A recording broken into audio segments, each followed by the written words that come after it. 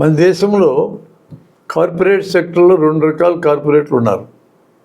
Soft corporates, ruthless corporates, hard corporates. ఒక 50 ఏళ్ళ క్రితం పెద్ద ధనవంతులైన తాతాలు బిర్లాలు చెప్పుకుంటూ ఉండేవారు. వీళ్ళందరికంటే పెద్ద షావుకారులు, ఈ కమ్యూనిస్టులు లాంటి వాళ్ళు అయితే దోపిడీదారులు అని చెప్తుండారు.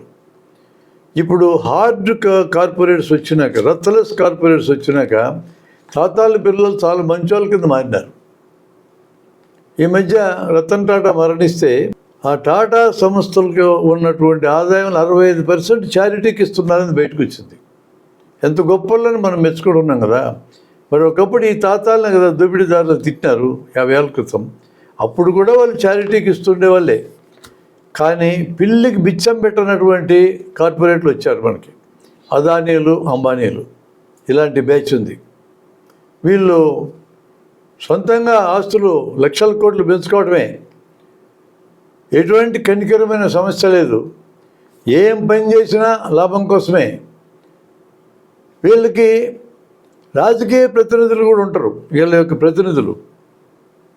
ఇప్పుడు మన దేశంలోని ప్రధానమైన పార్టీల్లో టాటా బిర్లా లాంటి సాఫ్ట్ కార్పొరేట్స్ యొక్క ప్రతినిధులు లాంటివారు రాహుల్ గాంధీ, గౌతమ్ అదానీ, అంబానీ లాంటి యొక్క హార్డ్ రత్లెస్ కార్పొరేట్ల యొక్క ప్రధాని ఇప్పుడు పరిపాలించేటోళ్ళు, వాళ్ళ ప్రతినిధి ఇప్పుడు పరిపాలించేటోళ్ళు. మనకు కనపడేది రాజకీయాల్లో ఉన్నోళ్ళే. వీళ్ళు తొలిబొమ్మలాటలో బొమ్మలు లాంటి వాళ్ళు, వెనక ఆడించేటోళ్ళు వేరే ఉంటారు.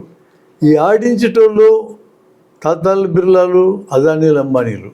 వాళ్ళ ప్రయోజనాల కోసం వీళ్ళు రాజకీయం చేస్తూ ఉంటారు. రాజకీయం అనే ఒక పనిని వాళ్ళు అవుట్సోర్స్ చేసినారు వీళ్ళని చేయమని. వీళ్ళు జనాన్ని అంతా కన్విన్స్ చేయటం, వాళ్ళకి మాటలు చెప్పటం, తిరిగి అధికారం సంపాదించుకొని కార్పొరేట్లకు మేలు చేయటం, ఈ పని అంతా అధికారంలో వాళ్ళు చేస్తూ ఉంటారు. దానికోసం ఎన్ని రకాల ఎత్తుగడలైనా వేస్తారు. చాలామంది అంటూ ఉంటారు పరిపాలించేటోళ్ళకి ముస్లింల మీద కోపమని. ఏముండదండి, మీరు అట్లాంటి భ్రమలు పెట్టుకోవద్దు.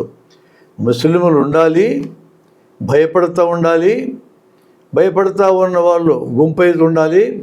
ముస్లింలే లేరుకి ఇక్కడ ఎవరిని చూపించి హిందువులను ఏకం చేయాలా? కాబట్టి ముస్లింలు ఉండాలా, భయపడుతూ ఉండాలా, సెకండ్ రేట్ సిటిజన్స్గా ఉండాలా. భయపడ్డ వాళ్ళకి భయంలోంచి బయటపడడానికి గుంపు అవుతారు. ఈ గుంపు చేసే కార్యక్రమాన్ని ముస్లిం నాయకులే చేస్తారు. అందుకనే కొంతమంది నాయకులు ఎక్కడైతే ముస్లింలు గుంపు చేసి ఒక గ్రూప్గా మారిస్తే అధికారులు ఉన్న వాళ్ళకి మేలు జరగదు, అక్కడ పోయి పోటీలు చేస్తూ ఉంటారు. మన ముస్లింలందరూ ఏకంగా వాళ్ళని ఈ ఏకమైతే ఏకమైన వాళ్ళు చూపించి హిందువులు భయపెట్టాలా. ఏకం చేయడానికి మైనారిటీ మతాల నాయకులు కూడా సిద్ధపడతారు. అందుకనే మెజారిటీ మతానికి సంబంధించిన వాళ్ళు హిందువులను ఏకం చేయటం మొదలుపెట్టినాక మైనారిటీ మతస్థులు మైనారిటీలను ఏకం చేసి వాళ్ళ యొక్క మత ఆలయాల్ని చురుగ్గా పనిచేసేటట్టు చేశారు. గతంలో లేనంత చురుకు ఇప్పుడు ఉంది.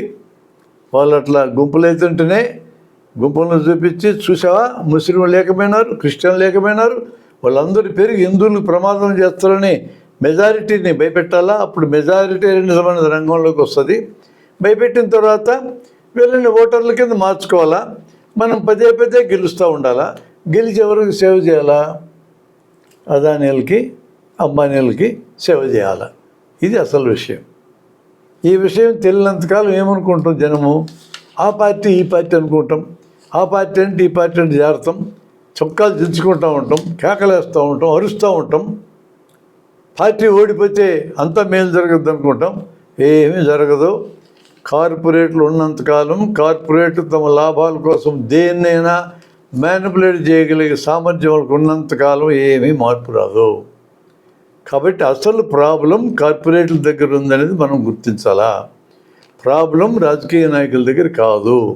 రాజకీయ నాయకుల్ని వాళ్ళు పని చేయించుకుంటారు, తమ అవసరాలకు పని చేయించుకుంటారు. అందుకనే ప్రభుత్వం నుండి వాళ్ళు చట్టాలు చేసి వాళ్ళకి మేలు చేస్తూ ఉంటారు. భూమిని, అడవుల్ని, నదుల్ని, భూమి లోపల ఖనిజాలని, గాలిని, సముద్రాలని, నదులని అన్నిటినీ వాళ్ళకి ఇచ్చేస్తారు. వాళ్ళ కోసం ఇవ్వడానికి ఏం చేయడానికైనా ప్రభుత్వాలు సిద్ధమవుతాయి. ప్రజలు వ్యతిరేకిస్తే జైల్లో పెడతారు, కేసులు పెడతారు.